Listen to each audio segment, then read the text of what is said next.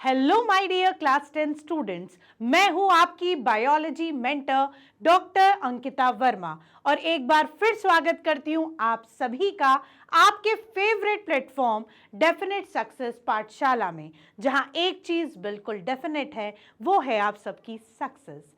तो आपकी सक्सेस को डेफिनेट करने के लिए हम लेकर आए हैं आज आपके लिए प्रीवियस ईयर क्वेश्चंस। कौन से प्रीवियस ईयर? 2019 से लेके 2024 तक आपके जो क्वेश्चंस अभी तक बोर्ड एग्जाम में आ चुके हैं, कौन से चैप्टर से? सबसे इंपॉर्टेंट चैप्टर से, दैट इज लाइव प्रोसेस। उस प्रीवियस ईयर क्वेश्चंस को हम आज सॉल्व करेंगे, देखेंगे कि हमें आंसर फ्रेम कैसे करना है। ठीक है, क्योंकि जो पिछले साल या पुराने पेपर्स होते हैं ना बेटा, उनको हम जब प्रैक्टिस करते हैं तो हमें ये आइडिया लग जाता है कि किस तरीके के क्वेश्चन इस चैप्टर से बनेंगे। क्योंकि जो एनसीईआरटी के बैक साइड एक्सरसाइज है वो तो हम करते ही हैं, लेकिन वो जो एनसीईआरटी के बैक साइड की क्वेश्चन फ्रेमिंग है वो as it is board paper में नहीं आती।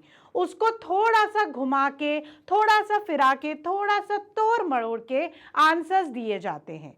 ठीक है, तो इस तरीके से हम आपके लिए लाए हैं प्रीवियस ईयर क्वेश्चंस, जिससे आप बोर्ड को फेस करने के लिए हो जाएं एकदम रेडी और आपका लाइफ प्रोसेस चैप्टर हो जाए एकदम टनाटन। तो आप हो जाइए जल्दी से रेडी अपने पेपर पेन के साथ और अपने हर क्वेश्चन का और हर आंसर का स्क्रीनशॉट जरूर लीजिएगा कि हमें किस तरीके से आंसर्स लिखने हैं। तो हम करते हैं स्टार्ट।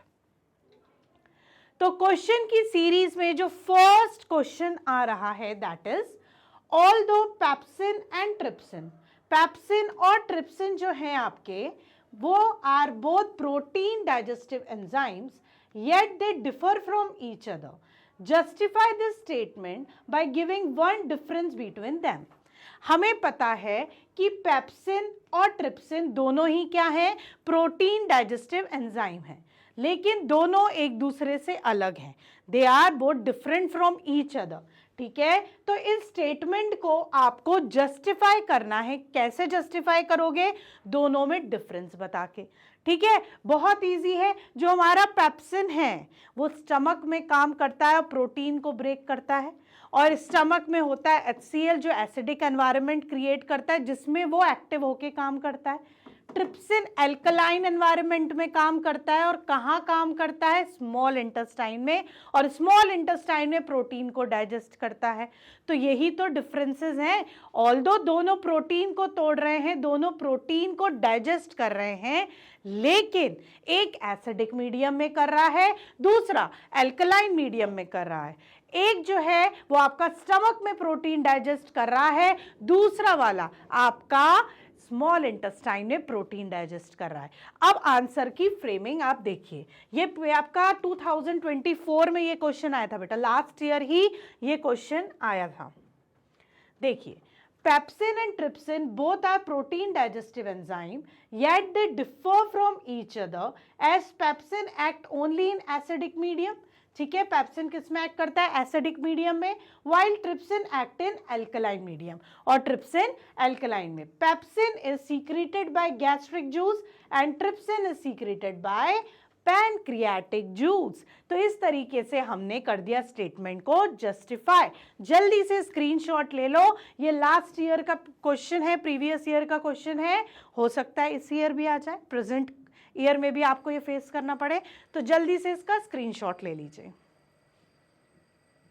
चलिए, सेकेंड क्वेश्चन है list the events in proper sequence that takes place during the process of photosynthesis.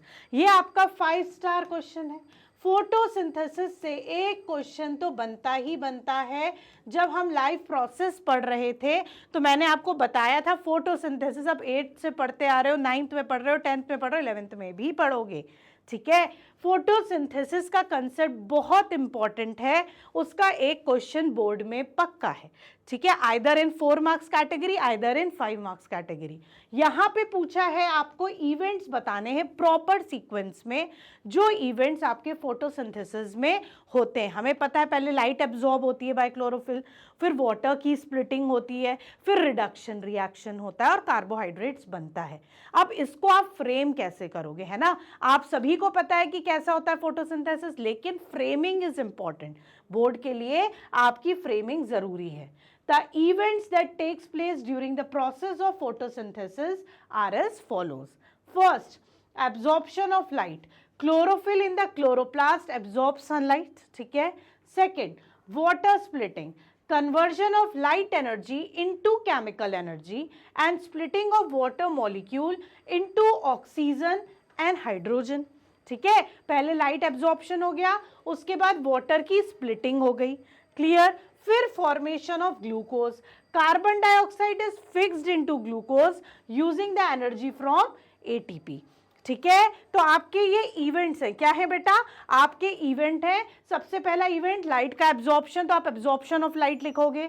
दूसरा वाटर स्प्लिटिंग, दूसरा इवेंट है वाटर की स्प्लिटिंग होना. तीसरा फॉर्मेशन ऑफ ग्लूकोज, ग्लूकोज का फॉर्मेशन होना. तो इस तरीके से आपको इवेंट्स एक प्रॉपर सीक्वेंस में जो होते हैं वो आपको बताने हैं. ये क्वेश्चन आपका 2023 में आया था. ठीक है, 23 का क्वेश्चन है और ये 25 में भी आएगा. हो सकता है थोड़ा सा घुमा फिरा के आ जाए, लेकिन फोटोसिंथेसिस से एक क्वेश्चन जरूर आएगा.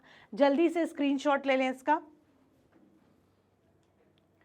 अब हमारा नेक्स्ट क्वेश्चन है, give two reason why bile juice is considered to be an important secretion of liver in the process of digestion. ठीक है, वो आपको रीजन देना है कि बाइल जूस जो है उसको हम इंपॉर्टेंट सीक्रीशन ऑफ लिवर क्यों बोलते हैं in the process of digestion, digestion के प्रोसेस में. ठीक है, बाइल जूस क्या करता है? क्या है बाइल जूस? सबसे पहले अल्कलाइन मीडियम क्रिएट करता है. किसके लिए? हमारी एंजाइम्स के लिए. ट्रिप्सिन जो है वो अल्कलाइन मीडियम में एक्ट करती है. और हमारा जो फूड है एसिडिक फूड है उसको न्यूट्रलाइज करने के लिए. दूसरा जो हमारे बाइल सॉल्ट्स रहते हैं वो एक इंपॉर्टेंट फंक्शन करते हैं, दैट इज इमल्सिफिकेशन. ये सारी चीज मैं वन शॉट में आपको रिवाइज करा चुकी हूँ बच्चों.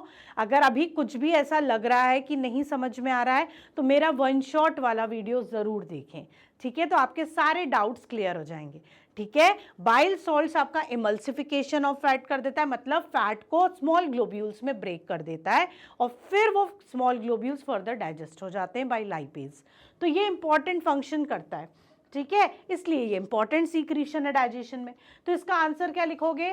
To reason due to which bile juice is considered to be an important secretion of liver are as follows. पहला, bile salts which are present in bile juice break down large globule of fat into small globules. ठीक है, large globule of fat को small globules में break करता है to increase the efficiency of enzyme action, जिससे enzyme action की efficiency increase हो जाती है. दूसरा, it makes the acidic food alkaline. ऊपर से जो स्टमक से HCl के साथ मिक्स होकर फूड आ रहा है वो एक एसिडिक फूड है, उसको वो क्या कर देता है? Acidic food alkaline, so that the pancreatic enzyme act on it, जिससे कि पेनक्रियाटिक एंजाइम उस पे एक्ट कर सके, क्योंकि पेनक्रियाटिक एंजाइम को कैसा मीडियम चाहिए? अल्कलाइन मीडियम चाहिए. तो these are the two reason जिसकी वजह से बाइल जूस एक इंपॉर्टेंट सीक्रेशन है.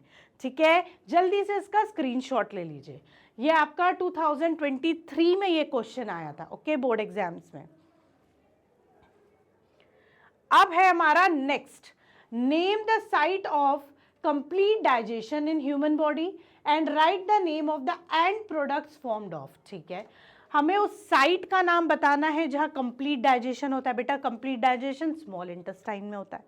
ठीक है, and right the name of and products, और इनके एंड प्रोडक्ट्स डाइजेशन के बाद जो इनके एंड प्रोडक्ट्स बनते हैं वो क्या बनते हैं? कार्बोहाइड्रेट जब डाइजेस्ट हो जाता है तो क्या बनाएगा? Simple sugars. फैट डाइजेस्ट होगा तो क्या बनाएगा? Glycerol and fatty acids. Protein आपका डाइजेस्ट होगा तो क्या सिंपल फॉर्म बनाएगा? Amino acids. ठीक है, तो आपको इसको लिखना कैसे है? The site of complete digestion of carbohydrate, fats and proteins in the human body is a small intestine. Glucose is the end product of carbohydrate. Fatty acid and glycerol are the end products of fats. Amino acid is the end product of proteins. ठीक है, amino acid किसका and product है? Protein का. Clear? तो इस तरीके से आपको आंसर फ्रेम करना है. ये भी 23 में आपका क्वेश्चन आ चुका है. ठीक है, तो जल्दी से कर लो और जल्दी से ले लो इसका स्क्रीनशॉट. ठीक है, इसका स्क्रीनशॉट जल्दी से ले लें कि आपको कैसे फ्रेमिंग करनी है। समझ में आया ना क्वेश्चन बच्चों? चलो नेक्स्ट क्वेश्चन पे बढ़ते हैं। Question number 5, list two different functions performed by pancreas in our body. हमें 2 डिफरेंट फंक्शंस बताने हैं, किसके? पेनक्रियाज के हमारी बॉडी में। क्लियर? पेनक्रियाज क्या करता है? सबसे पहले आपको पता होना चाहिए पेनक्रियाज में जो अल्फा बीटा सेल्स होती है, उसमें जो बीटा सेल्स होती है they are responsible for secreting insulin. और जो इंसुलिन है ऐसा हार्मोन है जो हमारी बॉडी में शुगर लेवल, जो हमारी बॉडी में ब्लड में शुगर लेवल है उसको कंट्रोल करता है, उसको रेगुलेट करता है। दूसरा आपका एक फंक्शन और होता है, पेनक्रियाज पेनक्रियाटिक जूस सीक्रेट करता है इन द स्मॉल इंटेस्टाइन, जिसमें डाइजेस्टिव एंजाइम्स होते हैं जो कि आपका प्रोटीन डाइजेशन करते हैं, है ना, कार्बोहाइड्रेट डाइजेशन करते हैं, फैट डाइजेशन करते हैं। तो ये आपके 2 इंपॉर्टेंट फंक्शन है पेनक्रियाज के।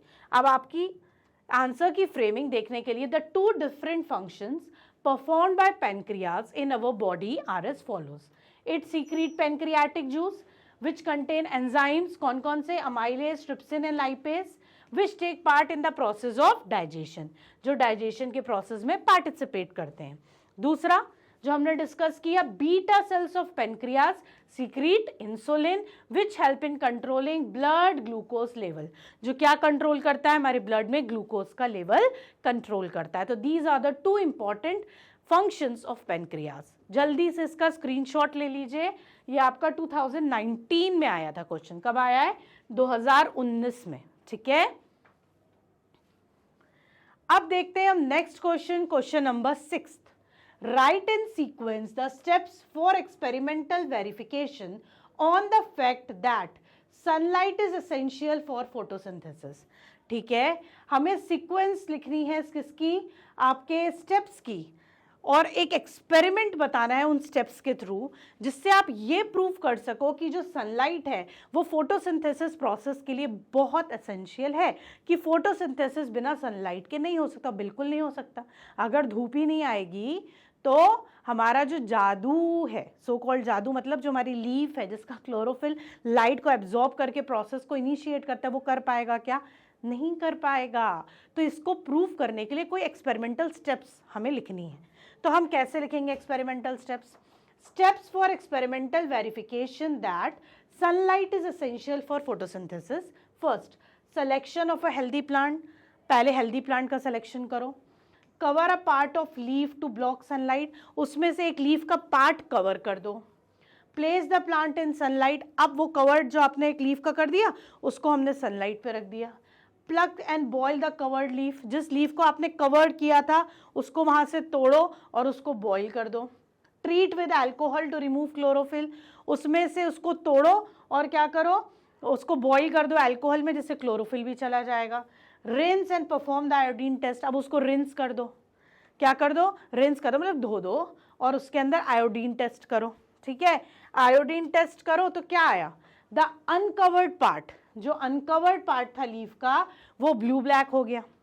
कैसा हो गया? Blue black. Blue black indicating the presence of starch.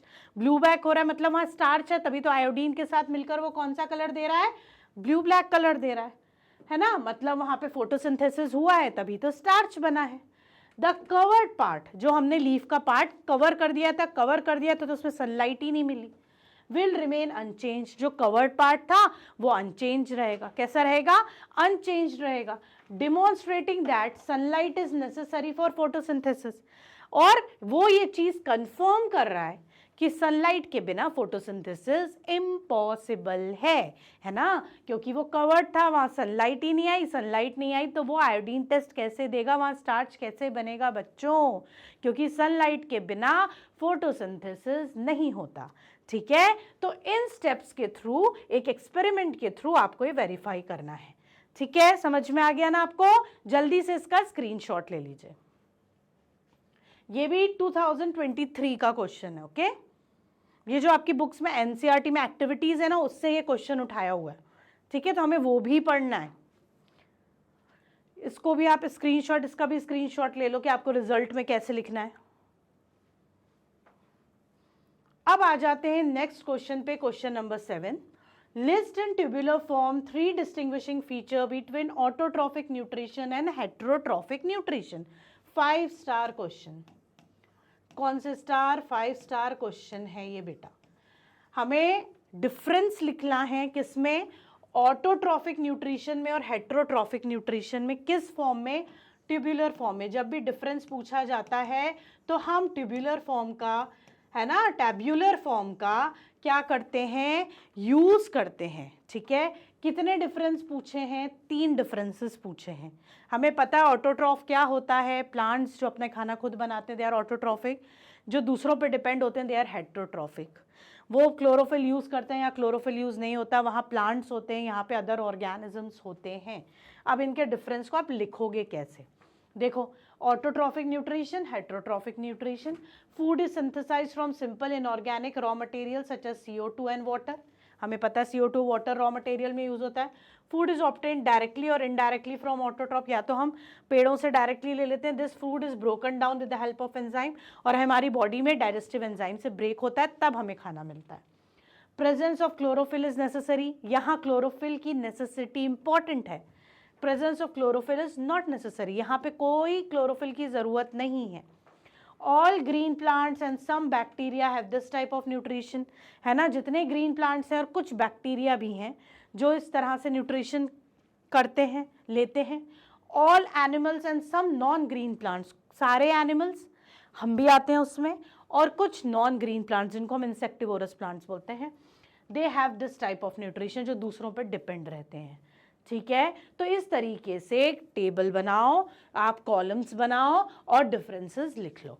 ठीक है, तो जल्दी से इसका स्क्रीनशॉट ले लीजिए। ये 2020 में, ठीक है, ये क्वेश्चन आया था और ये आपका 5 स्टार क्वेश्चन है बेटा। क्लियर? ले लिया स्क्रीनशॉट। अब चलते हैं हम आगे, that is question number 8। Why do the herbivores need longer small intestine as compared to that of carnivores? दूसरा, list 3 types of substances secreted by the gastric glands and state the role of each in the digestion of food in alimentary canal of human beings. Clear? सबसे पहले दिया है 8 में first part में कि herbivores की को लॉन्गर स्मॉल इंटेस्टाइन की क्यों जरूरत है। दूसरा, 3 टाइप के सब्सटेंस बताओ जो गैस्ट्रिक ग्लैंड सीक्रीट करता है और उन सबके फंक्शंस बताओ।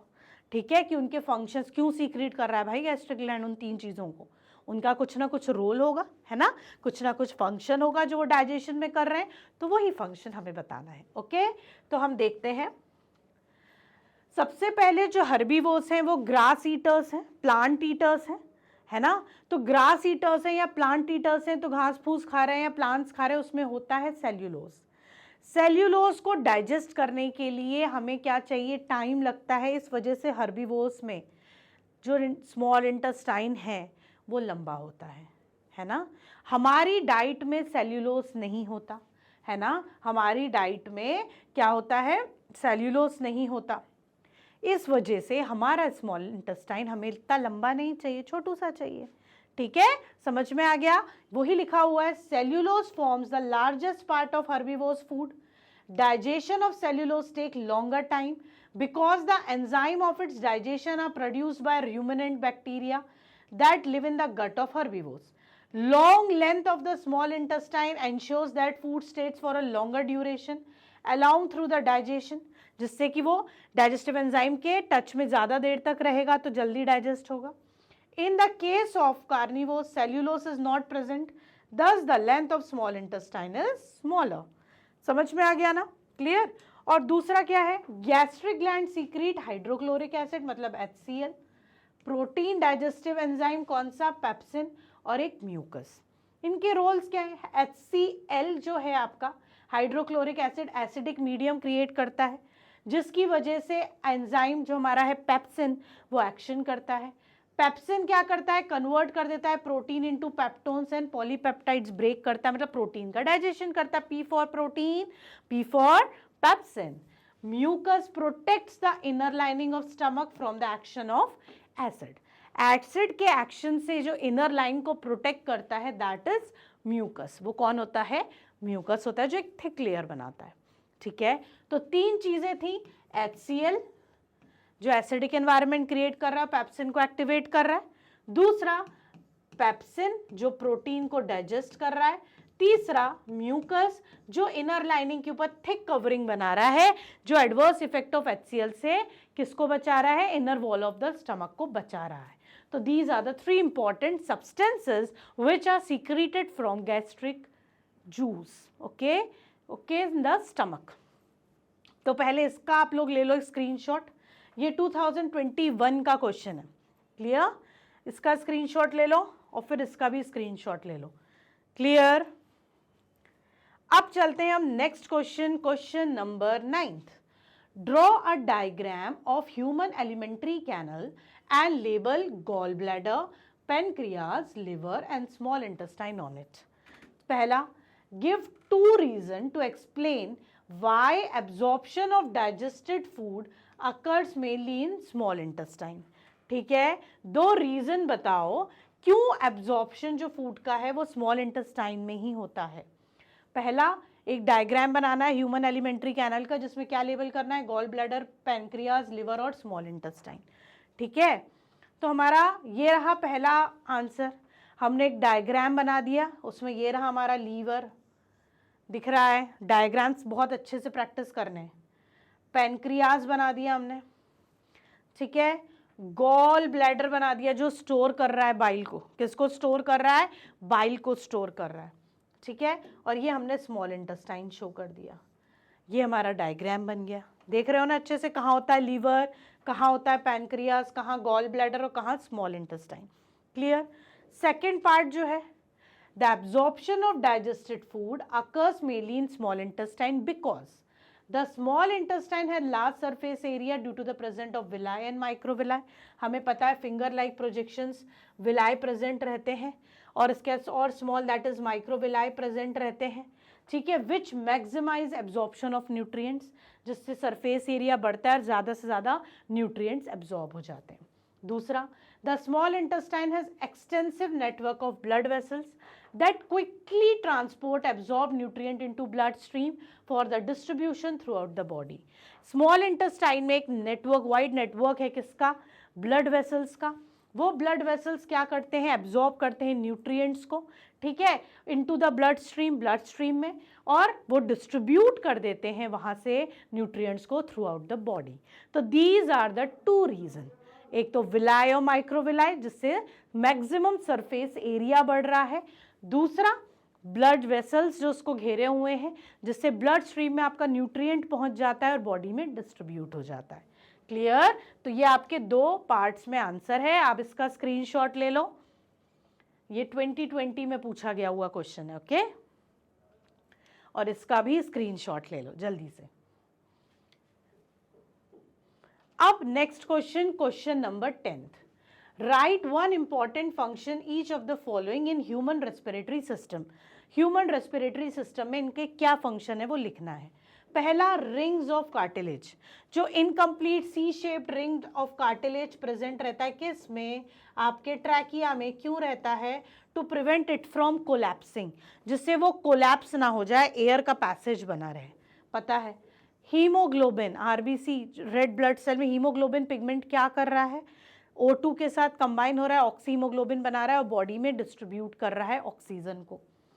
एल्वियोलाई, एक्सचेंज ऑफ O2 और CO2, ठीक है, जो एक्सचेंज हो रहा है O2 का हमारी बॉडी में और CO2 जो एक्सेल हो रहा है वो किसके थ्रू होता है, एल्वियोलाई के थ्रू होता है।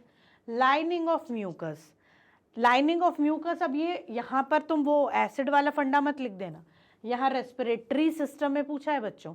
तो जो नेजल कैविटी में हमारे म्यूकस की लाइनिंग है वो क्या करती है, अगर डस्ट पार्टिकल ट्रैप हो गया एयर के थ्रू या इंसेक्ट ट्रैप हो गया तो उसको कैच कर लेता है और फिल्टर आउट कर देता है, ठीक है। तो this is the function of lining of mucus, clear. हम देख लेते हैं। Rings of cartilage, incomplete rings of cartilage keeps trachea open, allowing the passage of air to the lungs, वही जो हमने डिस्कस किया। Alveoli increases the surface area for exchange of gases in lungs, वही exchange of O2 और CO2, ठीक है। उसके बाद hemoglobin, it is a respiratory pigment present in RBC which takes up the oxygen from the air in lungs and carries it to the tissues. Lining of mucus, these along with the fine hairs present in the nostrils filtering the air entering through nostrils, है ना, उसमें air को filter out करता है nostril के अंदर। Clear? तो ले लीजिए इसका स्क्रीनशॉट जल्दी से आप लोग। क्लियर? एक एक फंक्शन आपको बताना है, हमें ये देखना है वो किसके कंटेक्स्ट में। अब यहाँ म्यूकस देख के तुरंत आपको स्टमक की याद आ जाएगी कि एसिड के एडवर्स इफेक्ट से बचाना, नहीं बेटा, यहाँ रेस्पिरेटरी सिस्टम पूछा है। तो ये क्वेश्चन बहुत ध्यान से पढ़ना आप लोगों को। ओके, इसका भी स्क्रीनशॉट लो।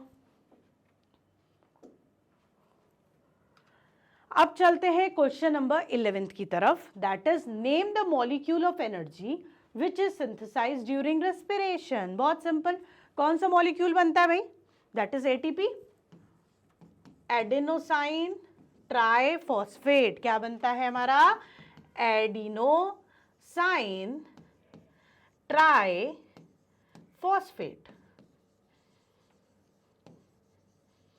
ये क्या है हमारा? एनर्जी मॉलिक्यूल जो रेस्पिरेशन के टाइम पे फॉर्म होता है इन अवर बॉडी। क्लियर? यही लिखना है बस आपको। देखो, ATP adenosine triphosphate is the molecule of energy synthesised during respiration. Clear? Screenshot ले लो, या इसके स्क्रीनशॉट की जरूरत है क्या? 2020 में देखो ऐसे क्वेश्चन भी पूछे जाते हैं, तो आपको बहुत अच्छे से वन वर्ड में आंसर करना है बस। Next is write two different ways in which glucose is oxidized to provide energy in human body. Write the products formed in each case. Each case में बताइए। तो हमें each case में difference बताना है कि क्या होगा, किस तरह से ग्लूकोज ऑक्सीडाइज होता है जिससे हमारी बॉडी को एनर्जी मिलती है। राइट द प्रोडक्ट्स, कौन से, हर एक केस में कौन कौन से प्रोडक्ट्स बनते हैं हमें पता है। जब ऑक्सीजन प्रेजेंट है, ठीक है, ऑक्सीजन कंप्लीट ब्रेकडाउन करेगा ग्लूकोज का, कंप्लीट ऑक्सीडेशन ऑफ ग्लूकोज होगा, तो हमारा CO2 H2O और क्या बनता है? एनर्जी बनती है। इनकम्प्लीट जब ब्रेकडाउन होता है तो जो हमारा फाइनल प्रोडक्ट है that is either in the form of, body की बात हो रही तो लैक्टिक एसिड बनेगा। क्या बनेगा? लैक्टिक एसिड बनेगा और एनर्जी बनेगी, है ना। तो वही चीज हमें लिखनी है। Glucose utilisation in our body depends upon oxygen availability in presence of oxygen. जब एरोबिक रेस्पिरेशन हो रहा है तो ग्लूकोज पहले बनाएगा पायरुवेट, पायरुवेट ब्रेक होगा CO2 वाटर और एनर्जी में, ठीक है। अगर ऑक्सीजन एब्सेंट है, कौन सा रेस्पिरेशन? एनारोबिक रेस्पिरेशन जो मसल्स में होता है, तो ग्लूकोज पहले बनाएगा पायरुवेट, फिर ये पायरुवेट ब्रेक हो जाएगा लैक्टिक एसिड और एनर्जी में। किसमें? लैक्टिक एसिड और एनर्जी में, ठीक है। क्लियर? तो ये हो गए हमारे दो parts, in presence of oxygen, in absence of oxygen. Clear? Presence में CO2 H2 और एनर्जी बनाता है, एब्सेंस में लैक्टिक एसिड और एनर्जी बनाता है। क्लियर? ये दो आपको क्या करने थे? कंडीशंस, ये दो तरीके आपको बताने हैं। चलो जल्दी से स्क्रीनशॉट ले लो कि एरोबिक में और एनारोबिक में क्या क्या प्रोडक्ट्स फॉर्म होते हैं। ये 2019 का क्वेश्चन है। ओके, अब आ जाओ क्वेश्चन नंबर 13 पे। Right the sequence of events that involve response of a person when a dust particle is inhaled through a knows by him. क्या होगा अगर एक पर्सन ने सांस ली और अंदर चली गई धूल, डस्ट पार्टिकल, तो उसका रिस्पॉन्स कैसे होगा? इस रिस्पॉन्स को सीक्वेंस में, स्टेप्स में लिखना है। बड़ा इजी है, ठीक है ना, बहुत इजी सा है कि अगर हमने सांस ली और डस्ट पार्टिकल चला गया, इनहेल कर लिया, तो कैसा लगेगा, क्या होगा, वो हमें स्टेप्स में लिखना है। कैसे लिखोगे? The sequence of events that involve response of a person when dust particle is inhaled through a knows. When dust particle enters into our nostrils, they will reach the nasal chamber and get trapped by nasal hair. Nasal hair में trap हो जाएगा. This will create a tickling sensation. इसमें हमारी nose में tickling sensation होगा and a message will be sent to nerve cells. और वो tickling sensation message किसको भेजेगा? Nerve cells को. This will send a message to all the muscles, जिससे कि पूरे muscles में message जाएगा that work together to create a amazingly complicated process, जिसको हम बोलते हैं sneeze, छींकेंगे, sneezing बोलते हैं, है ना। क्लियर? तो कैसे लिखा आंसर हमने कि जब डस्ट पार्टिकल एंटर हुआ तो नेजल चैम्बर में गया, नेजल चैम्बर में हेयर्स में ट्रैप हो गया, जिसकी वजह से बोलते हैं ना, ऐसे हमें अजीब सा लगता है, जिसकी वजह से एक टिकलिंग मैसेज क्रिएट होता है जो नर्व सेल्स में जाता है। नर्व सेल्स पूरी मसल्स को बोलती है एक रिस्पॉन्स दो। कौन सा रिस्पॉन्स? छींकने का, दैट इज स्नीजिंग। क्या हो जाती है, उस पर्सन को स्नीज हो जाती है, राइट। तो ये आपका 2020 का क्वेश्चन है। देखो इस तरीके के क्वेश्चंस भी पूछे जाते हैं, है ना। कंसेप्ट बस पता होना चाहिए, आंसर तो आप फ्रेम कर लोगे, मुझे पता है बहुत अच्छे बच्चे हो आप लोग। ठीक, अब चलते हैं, इसका स्क्रीनशॉट ले लो बेटा। 14th पे, in the process of respiration state the function of alveoli. Second, rate of breathing in aquatic organism is much faster than that in terrestrial organism. Give reasons. Complete the following pathway showing the breakdown of glucose. है ना, 3 question है बेटा 14th में। पहला पढ़ते हैं, respiration में हमें एल्वियोलाई का फंक्शन बताना। अरे भाई, एल्वियोलाई का फंक्शन एक्सचेंज ऑफ गैसेज है, it increases the surface area for gaseous exchange. O2 और CO2 का एक्सचेंज एल्वियोलाई में होता है। अब रेट ऑफ ब्रीदिंग एक्वेटिक में इसलिए ज़्यादा होती है, फास्टर होती है। देखा है ना, मछलियों को बारह मुंह खोलती हैं। किस किस के यहाँ पेट्स हमारे वो हैं, फिशेस हैं, एक्वेरियम्स हैं, होंगे ना, बहुत बच्चों के पास होंगे, है ना। आपने देखा होगा उसका मुंह बार बार खुलता है बंद होता है, खुलता है बंद होता है, मतलब वो कितनी जल्दी जल्दी सांस ले रही। क्यों फास्टर क्यों है, क्योंकि वो डिजोल्व्ड ऑक्सीजन लेती हैं। क्या लेती हैं, डिजोल्व फॉर्म में ऑक्सीजन लेती हैं, तो वो जल्दी जल्दी लेती हैं। ठीक है, उन्हें ज़्यादा ज़रूरत पड़ती है क्योंकि ऑक्सीजन बहुत कम डिजोल्व है वाटर में और एयर में बहुत ज़्यादा है, तो हमें बड़ी जल्दी जल्दी सांस ऐसा लेने की ज़रूरत नहीं पड़ती। ऐसी आवाज़ें आती हैं क्या, नहीं, नॉर्मली हमारा इनहेलेशन और एक्सहेलेशन चलता है। ठीक है, क्लियर। तो पहले हम ये 2 देख लें। The exchange of gases CO2 O2 takes place through the walls of alveoli of lungs, पहले का। Second, rate of breathing in aquatic organism is much faster than the terrestrial organism because the water has less dissolved O2 content, so these organisms breathe fast to obtain more O2। ठीक है ना। अब हमें last वाले में क्या करना है, इस इक्वेशन को कंप्लीट करना है। ग्लूकोज जो एक 6 कार्बन मॉलिक्यूल है, साइटोप्लाज्म में वो ब्रेक होगा तो एक 3 कार्बन मॉलिक्यूल बनाएगा और एनर्जी बनाएगा। व्हाट इज दिस, ये होगा पायरुवेट। क्या होगा, पायरुविक एसिड या पायरुवेट, है ना, क्लियर। फिर ये जो पायरुवेट है ऑक्सीजन की प्रेजेंस में माइटोकॉन्ड्रिया में क्या बनाएगा, पूरा ब्रेक हो जाएगा और क्या बनाएगा, CO2 plus water plus energy. देख लेते हैं आंसर, हमारा पहला पायरुविक एसिड, दूसरा वाला CO2। हमने बिल्कुल सही सॉल्व किया। देखो पायरुविक एसिड है ना, और जब हमारा माइटोकॉन्ड्रिया में पायरुविक एसिड फिर फर्दर ब्रेक होके क्या बना देगा, CO2 water and energy, energy in the form of ATP। Clear. तो ऐसे हमारा ये रिएक्शन कंप्लीट हो जाएगा। ये 2020 का क्वेश्चन है। क्लियर, स्क्रीनशॉट ले लो जल्दी से इसका।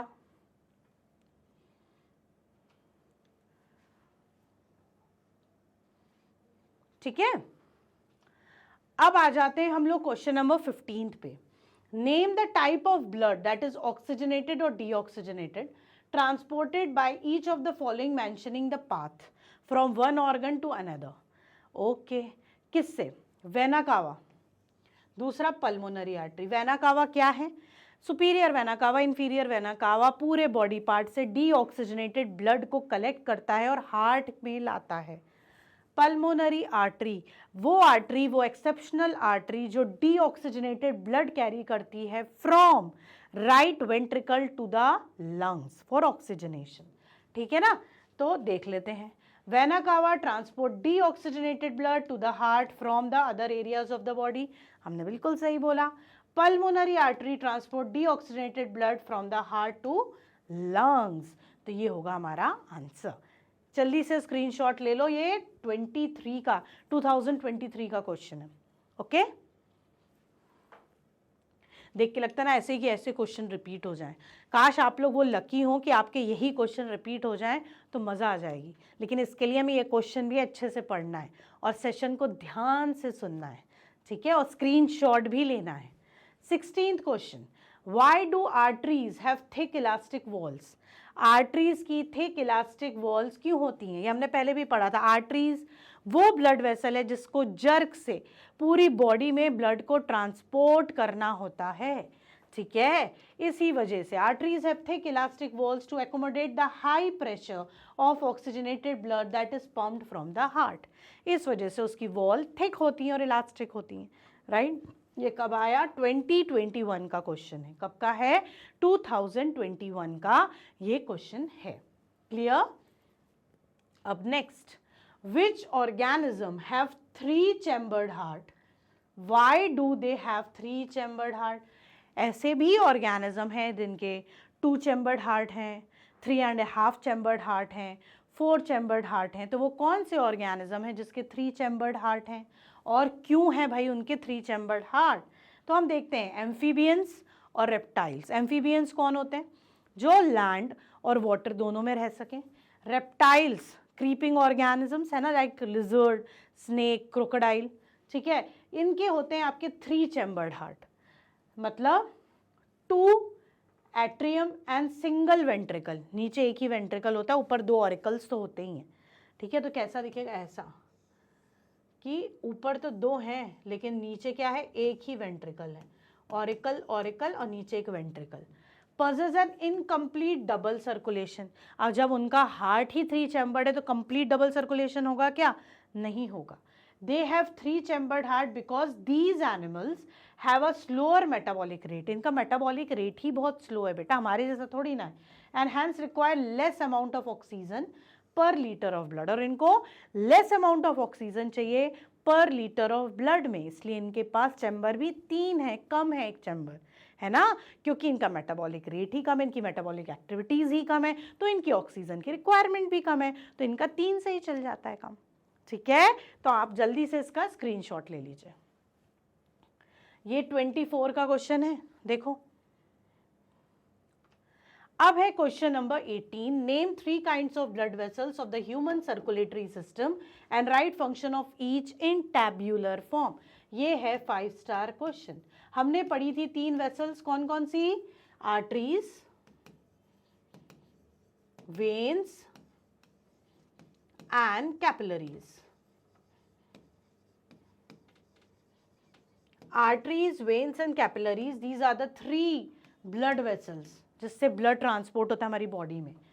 इसको हमें टैब्यूलर फॉर्म में बतानी है और हर एक का क्या बताना है? फंक्शन बताना है ना। हमें पता है एक ऑक्सीजनेटेड डीऑक्सीजन, जैसे हमने बना ली ब्लड वेसल वाला एक कॉलम, एक फंक्शन वाला column.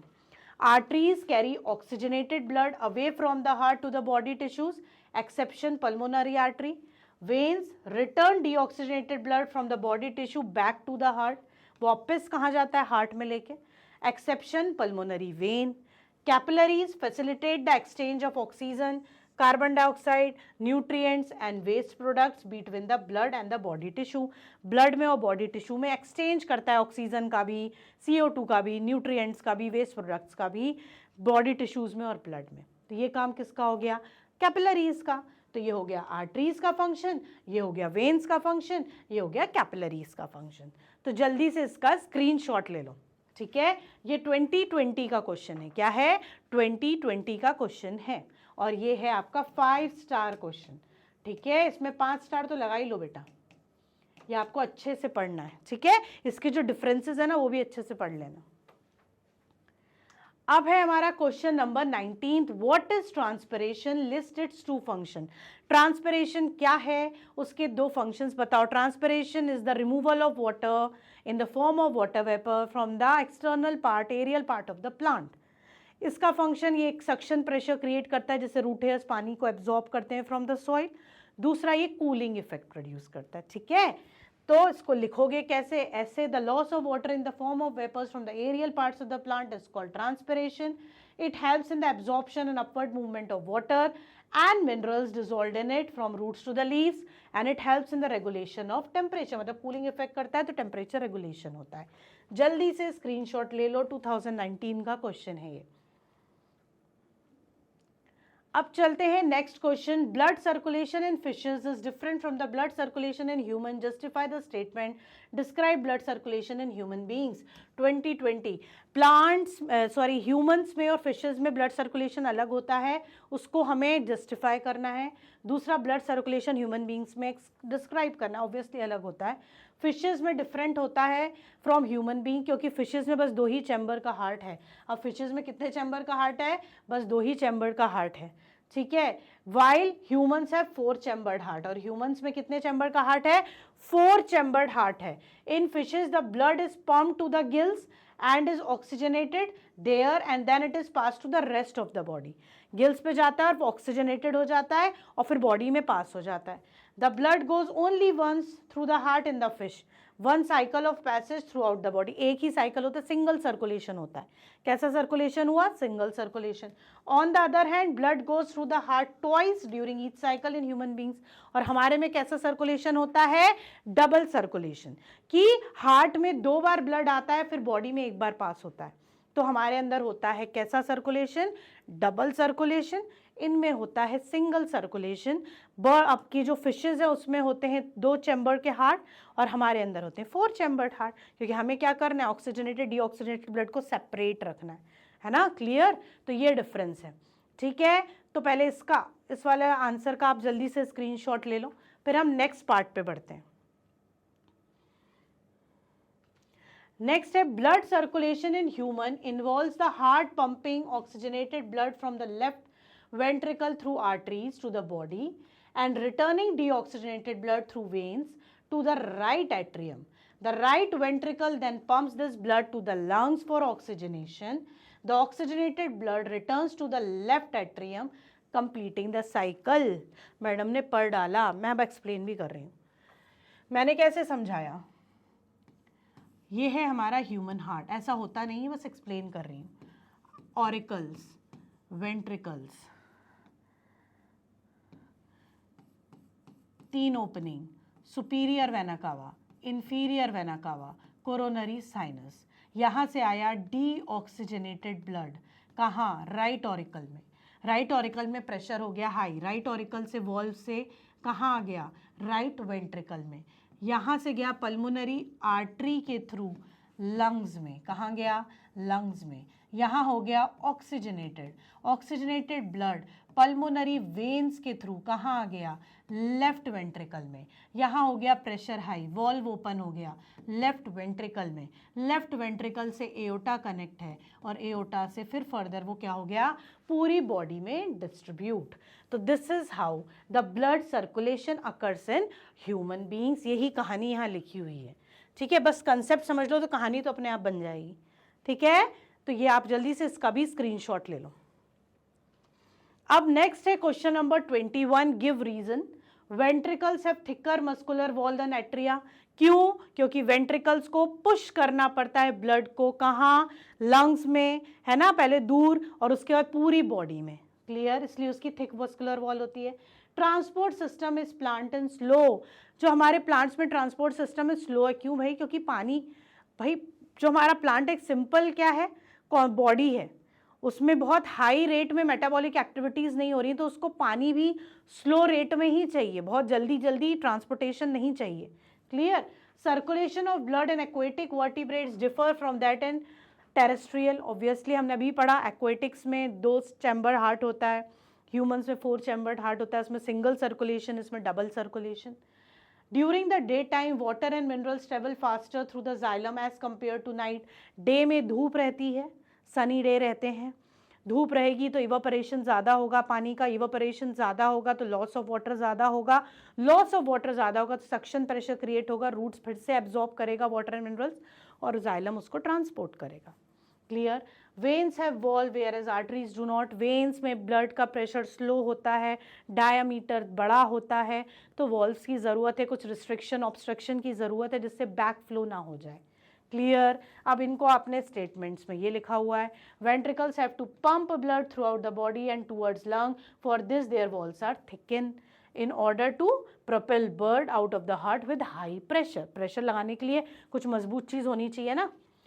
Transport system is plant and slow because it is simple and is based on physical forces like diffusion, osmosis और transpiration पे based है। दूसरा, the blood circulation aquatic vertebrates is different because they have to absorb O2 from water through gills and terrestrial have lungs for breathing। हमारे पास lungs हैं। During daytime, due to transpiration process, more water is absorbed by the roots due to transpiration pull, so absorption is faster in daytime। Same cheese, veins have walls to prevent the backflow of blood due to the less pressure। In arteries, the pressure flow is high। तो इसका screenshot ले लो भाई, ठीक है? Clear? तो ये आपके हो गए सारे पॉइंट्स, गिव रीजंस कि किस वजह से वेंट्रिकल्स की वॉल थिक होते हैं, किस वजह से ट्रांसपोर्ट सिस्टम स्लो होता है, किस वजह से आपका ब्लड सर्कुलेशन एक्वेटिक में और टेरेस्ट्रियल एनिमल्स में अलग होता है, डे टाइम में आपका सक्शन प्रेशर क्यों क्रिएट होता है, और वेन्स में वॉल्व्स क्यों होते हैं। अब चलते हैं हम question number 22। Name the part of human excretory system where nephrons are found, write the structure and functions of nephron. बेटा नेफ्रॉन से क्वेश्चन बनेगा, ये 5 स्टार क्वेश्चन है, ठीक है, बिल्कुल नहीं भूलना है। नेफ्रॉन का स्ट्रक्चर, नेफ्रॉन में यूरिन फॉर्मेशन अच्छे से पढ़ लेना। The part of human excretory system where nephrons are found is kidney. कहाँ मिलता है? किडनी में। Nephron is the functional unit of kidney and consists of following parts: Bowman's capsule, glomerulus जो नॉट होता है कैपिलरीज का, and renal tubule। ठीक है, ये आपके पार्ट्स हैं। Proximal that is PCT, convoluted tubule, loop of Henle, distal convoluted tubule that is DCT, and collecting duct। ठीक है, the primary function of nephron are to filter blood, reabsorb essential substance and secrete waste and regulate the volume and concentration of blood fluid. ठीक है ना, हमारा जो nephron है कैसा है? ऐसा।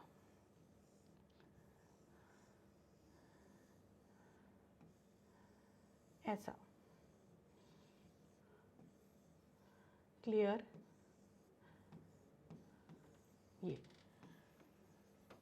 ये हो गया ग्लोमेरुलस, ये हो गया बोमेन्स कैप्सूल, ये हो गया पीसीटी, ये हो गया डीसीटी, ये हो गया कलेक्टिंग डक्ट, ये हो गया हैनल्स लूप। क्लियर? ये है आपका पूरा नेफ्रॉन का स्ट्रक्चर, जो आपने पार्ट्स लिखे हैं वो। ठीक है, और इसका फंक्शन में पता है, ब्लड की फिल्टरिंग करता है, एसेंशियल न्यूट्रिएंट्स को वापस से रीअब्सॉर्ब करता है, वेस्ट को सीक्रीट आउट करता है from the body in the form of urine. इस तरीके से बॉडी फ्लूइड के वॉल्यूम को, कॉन्सेंट्रेशन को बना के रखता है। ठीक, जल्दी से लिख लो, यहाँ से स्क्रीनशॉट ले लो। ये कौन से ईयर में आया है? ये 2023 में आया हुआ क्वेश्चन है। ठीक है, देख लो, इसका भी स्क्रीनशॉट ले लीजिए आप लोग। Now next question number 23, write one specific function each of the following organs in the relation with excretion। किसके रिलेशन में? excretion के। पहला रीनल आर्टरी। रीनल आर्टरी क्या करती है? रीनल आर्टरी ट्रांसपोर्ट करती है oxygenated blood containing waste products from heart to the kidney. Oxygenated blood जिसमें वेस्ट है वो हार्ट से किडनी तक कौन लेके जाता है? Renal artery. यूरेथ्रा, यूरेथ्रा क्या करेगा? यूरिन को पास करेगा। It serves as a final passage through which urine is expelled from the body. Glomerulus is the network of capillaries located within the Bowman's capsule in the kidney. Its primary function is to filter the blood. Blood को filter, ultrafiltration में जो होता है। उसके बाद tubular part of the nephron. It is responsible for reabsorbing essential substances like glucose, amino acids, and ions back into the bloodstream and secreting waste products into the tubular fluid. ठीक है, तो urethra, glomerulus, tubular part of nephron, और ये आपका renal artery. जल्दी से ले लो इसका स्क्रीनशॉट, ये भी 23 का क्वेश्चन है।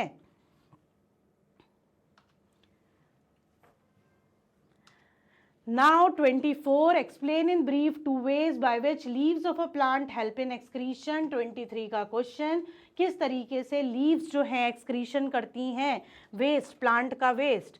Leaves of a plant helps in excretion in 2 ways. एक दो ट्रांसपिरेशन और गटेशन।